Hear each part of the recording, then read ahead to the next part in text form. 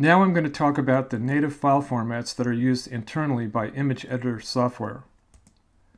By far the dominant forces in image editors are the two Adobe products, Photoshop and Illustrator. It's been that way for a very long time. The file extensions are .psd for Photoshop and .ai for Illustrator. Because of Adobe's dominance of graphics software and the graphics industry, it's now possible to retain files in either of these formats throughout the production process. This is true for print products only.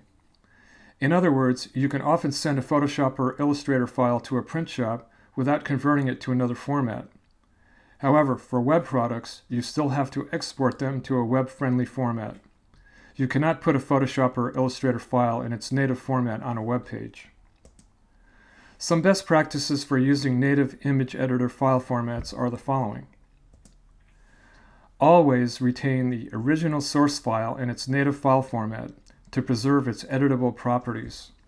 It's a very big mistake to throw the originals away once you produce the desired exported graphic. You may have to recreate the file later in its native format because you cannot easily edit the exported file. All of the file formats I've talked about up to now have significant limitations compared to the native file format of the program you created it in. The biggest difference is with layers. If the layers have been flattened in order to export a file to PNG, recreating those layers so you can later edit each element individually can be a very difficult task.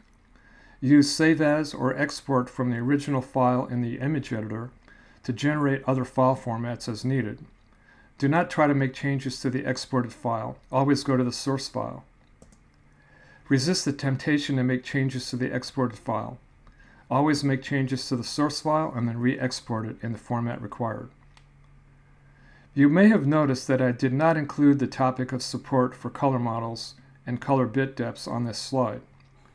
That is because the sky's the limit with these programs, or at least with Photoshop and Illustrator. They support pretty much anything.